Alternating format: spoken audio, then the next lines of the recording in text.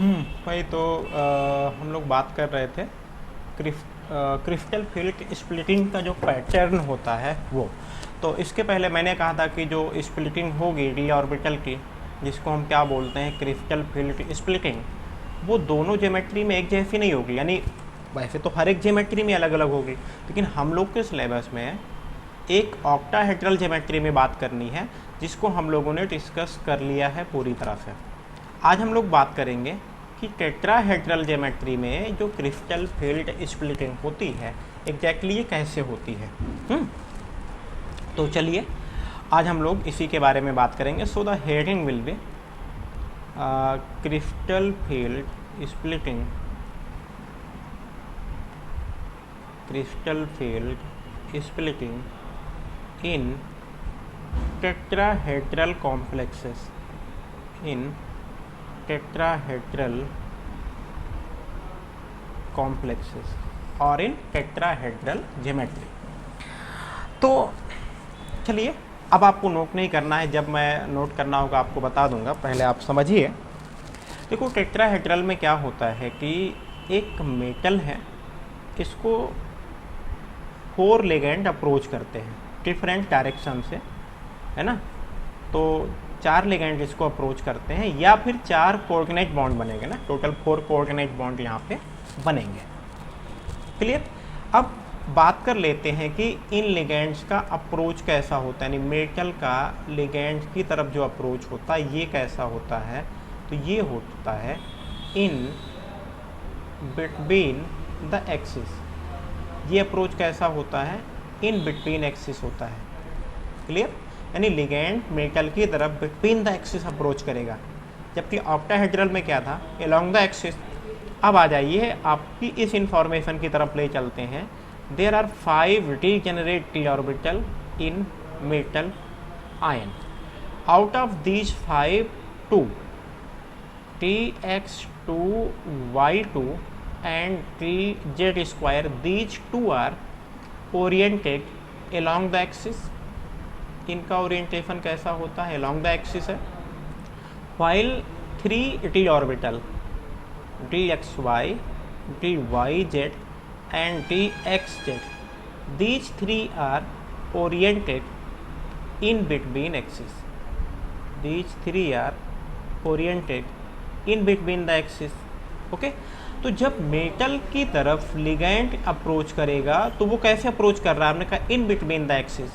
तो यानी लिगेंड के सामने ये तीनों ऑर्बिटल पड़ेंगे, ये ठीक लिगेंड के सामने पड़ेंगे।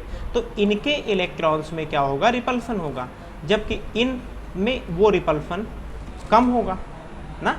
तो इस तरह से जो डी ऑर्बिटल आपका है, इस तरह से आप समझिए, जो डी ऑर्बिटल है इसमें 5 यानी डी सबसेल है जिसमें 5 डी ऑर्बिटल हैं, उनमें से रिपल्सन कहाँ पे ज़्यादा हो रहा, इन तीनों में।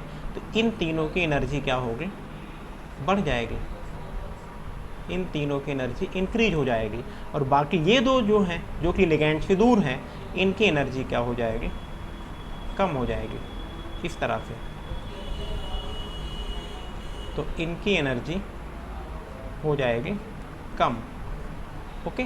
तो यहाँ पे जो ये 3d ऑर्बिटल का सेट है, इसको कहा जाता है T2। पहले क्या बोला जाता था, T2G, अब लेकिन T2 ही रहेगा, और ये कहा जाता है E, यानी G हटा देते हैं। और इस T2 में कौन कौन से हैं आपको पता ही, dxy, dyz, dxz। और इस E में कौन कौन से हैं, तो dx2y2 एंड dz2। इन दोनों के बीच का जो एनर्जी गैप होगा वो कितना होगा, it will B delta T. और ये जो आपका सेंटर है इसे हम अब भी क्या बोलेंगे, बैरी सेंटर ही बोलेंगे। ओके। अब यहाँ से इसकी एनर्जी जितनी इंक्रीज हुई है ये आपका हो जाएगा कितना, 2/5 ऑफ डेल्टा टी और 0.4 ऑफ डेल्टा टी, ये हो सकता है। और इसके एनर्जी जितनी डिक्रीज हुई कितना होगा, ये 3/5 ऑफ डेल्टा टी ये हो जाएगा, या फिर ये 0.6 डेल्टा टी, दोनों का मतलब एक ही है, ये हो जाएगा। क्लियर। तो ये हो गई स्प्लिटिंग।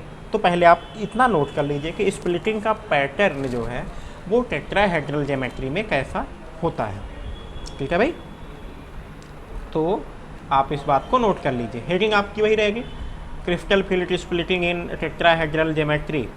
ओके, तो लिखिए, उस हेडिंग के बाद आपको ये लिखना है, और tetrahedron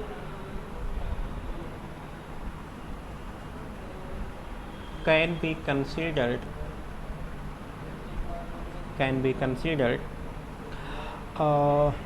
as a cube।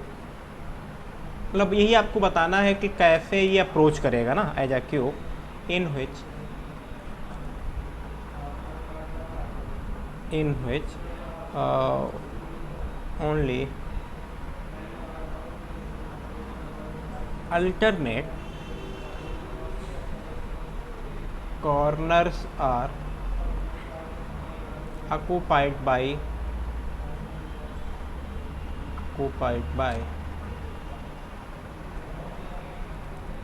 ligands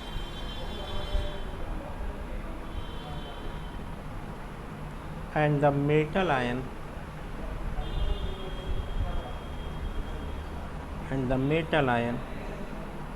is at the center of the cube, है ना, center of the cube। ये मतलब लिगैंड और मेटल की पोजीशन के बारे में बात हो रही है यहाँ पे।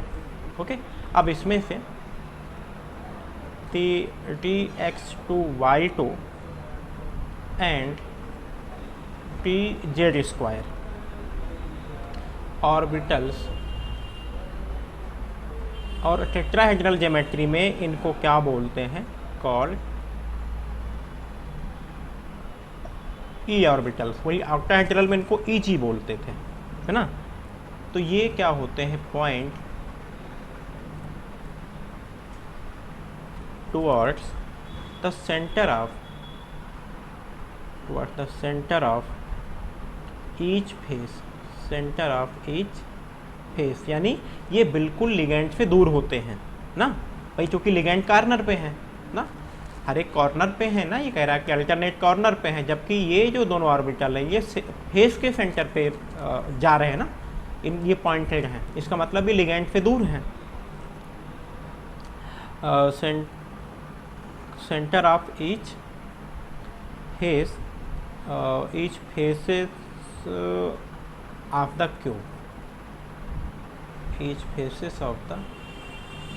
क्यूब, और बाकी के जो तीन हैं, and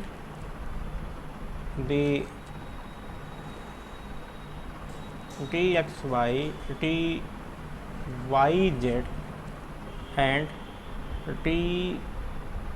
Txz orbitals called T2 orbitals. इनको T2 ऑर्बिटल्स भी बोलते हैं ना। Point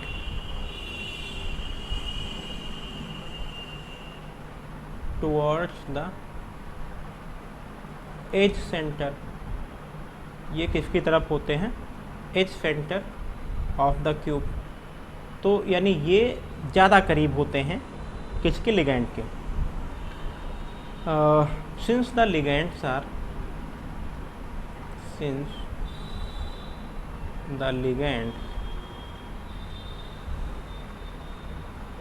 approaching through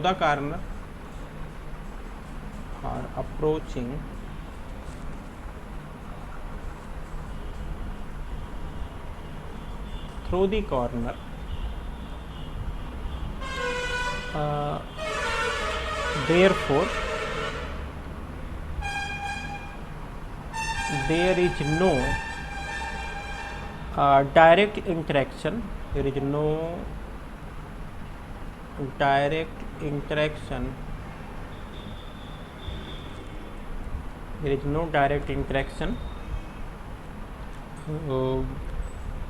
between the ligands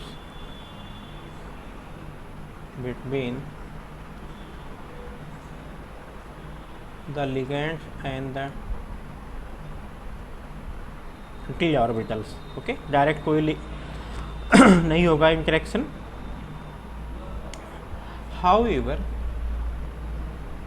लेकिन however the T2 orbitals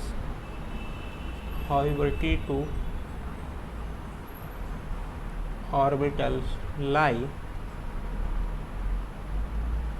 closer to ligands ना, closer to the ligands, यानी जो T2 ऑर्बिटल हैं वो लिगेंड के ज़्यादा करीब होते हैं, the ligands than the e orbitals, than the e orbital, e orbital के कंपैरिजन में जो T2 ऑर्बिटल्स हैं वो ज़्यादा क्लोज है।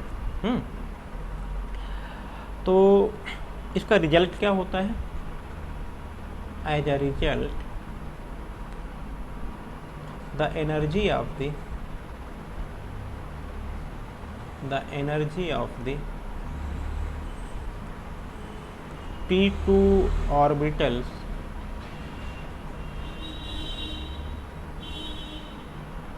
increases and that of E orbitals decreases, उल्टा हो रहा है ना ऑक्टाहेड्रल का, बिल्कुल उल्टा हो जाएगा इस तरह से। so the T orbitals split into two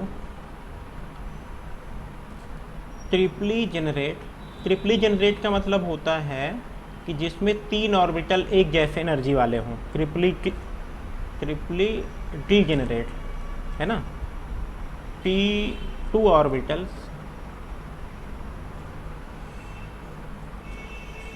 with higher energy,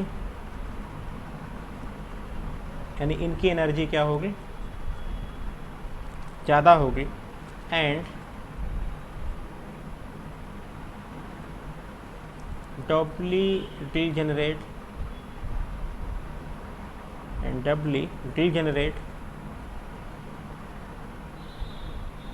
E orbitals with lower energy,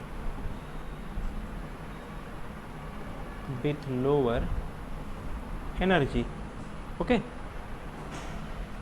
तो इस बात को पहले बना लीजिए अब, जो मैंने बोला अभी तक इसको बनाना है आपको। तो बिल्कुल ये एनर्जी एक्सिस है। उसके बाद ये 1 2 3 4 5 ये फ्री आयन है, तब जब वो कॉम्प्लेक्स का फॉर्मेशन करेगा है ना, तब ये एक्साइटेड होगा, इसकी एनर्जी इंक्रीज होगी, इस तरह से हो जाएगा 1 2 3 4 5। और इसके बाद अब इसकी स्प्लिटिंग होगी, तो स्प्लिटिंग में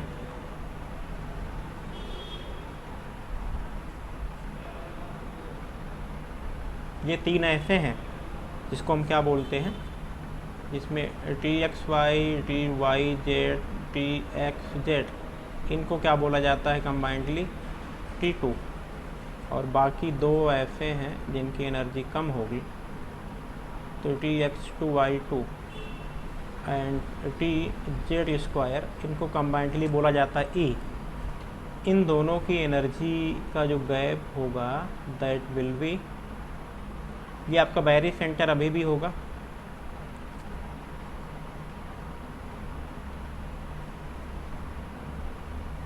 बैरी सेंटर, ये गैप आपका डेल्टा T होगा।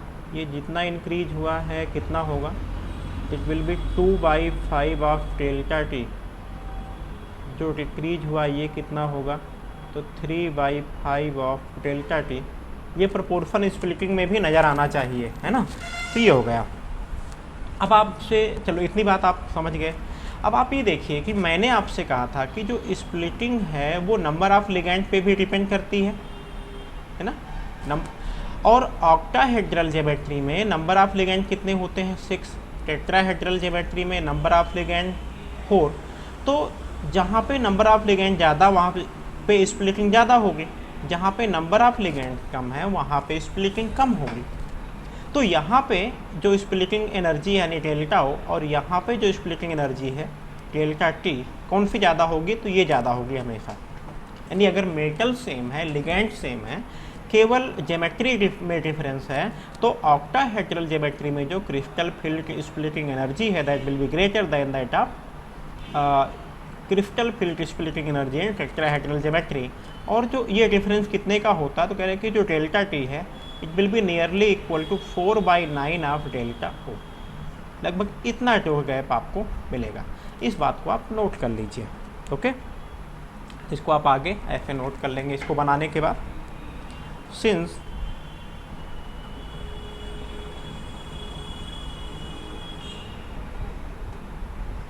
the splitting in tetrahedral geometry या in tetrahedral field is less than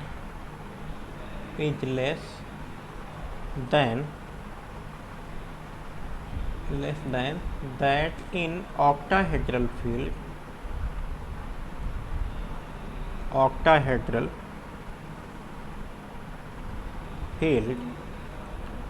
it is found। क्यों होता है? रीजन मैंने यहाँ लिखा नहीं, आप समझ या नोट कर लीजिएगा। Due to less number of ligands ना, तो it is found that delta T is approximate of 4/9 of delta O. इसको आप नोट कर लीजिएगा। अब ऐसा क्यों है, तो उसमें आपसे अगर रीजन पूछता तो मैं रीजन लिख ही देता हूँ। This is because in tetrahedral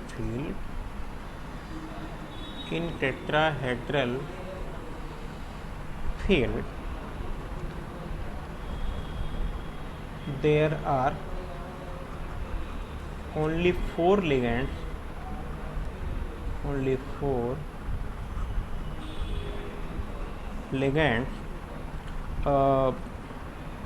and जबकि ऑक्टाहेड्रल में कितने होते हैं? तो आप चाहे लिख सकते हैं, आप इसको ऐसे लिख सकते हैं कि बट ब्रैकेट में लिखेंगे बट इन, ये ऑक्टाहेड्रल लिखा है, OH ऑक्टाहेड्रल सिमेट्री का है। In octahedral field the number of ligand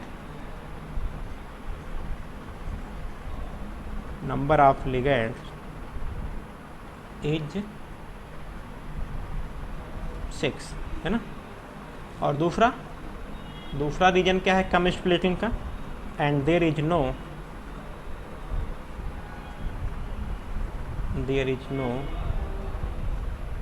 direct interaction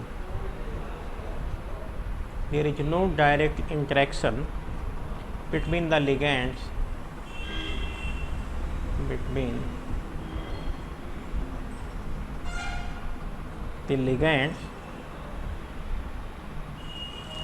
and the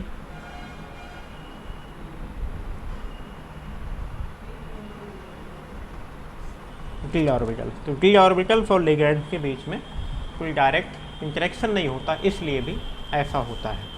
okay, अब इसके बाद बात कर लेते हैं कि इसमें इलेक्ट्रॉन्स की फिलिंग कैसे होगी ना। फिलिंग ऑफ इलेक्ट्रॉन भी तो जानना ज़रूरी है। तो write the heading filling of electrons. देखो क्या होता है ऐसे, ये 2 ये हो गए E और ये 3T2। देखो आप यहाँ पे देखिए कि क्योंकि स्प्लिटिंग यहाँ पे कम हुई है, इसीलिए टेट्राहेड्रल कॉम्प्लेक्सेस में जो डेल्टा टी है ये हमेशा पेयरिंग एनर्जी से कम होता है। इसीलिए पहला इलेक्ट्रॉन यहाँ जाएगा, दूसरा यहाँ जाएगा, तीसरा ऑटोमेटिक यहाँ चला जाएगा। किसी भी केस में ऐसा नहीं होगा कि जो थर्ड है यहाँ पे आ जाए, ऐसा नहीं होगा। ये वाला केस होना ही नहीं है, हमेशा यहाँ जाएगा। तो इसीलिए जो टेट्राहेड्रल कॉम्प्लेक्स होते हैं वो हमेशा कैसे होते हैं, हाई स्पिन होते हैं। ओके, तो आप इसको लिख लीजिए, since in tetrahedral complexes, since in tetrahedral complexes delta T is smaller than P, therefore fourth electron enters into T2 orbital. इसीलिए जो फोर्थ इलेक्ट्रॉन होता है वो T2 ऑर्बिटल में जाता है, इंटर करता है, इंटर्स इनटू T2 ऑर्बिटल।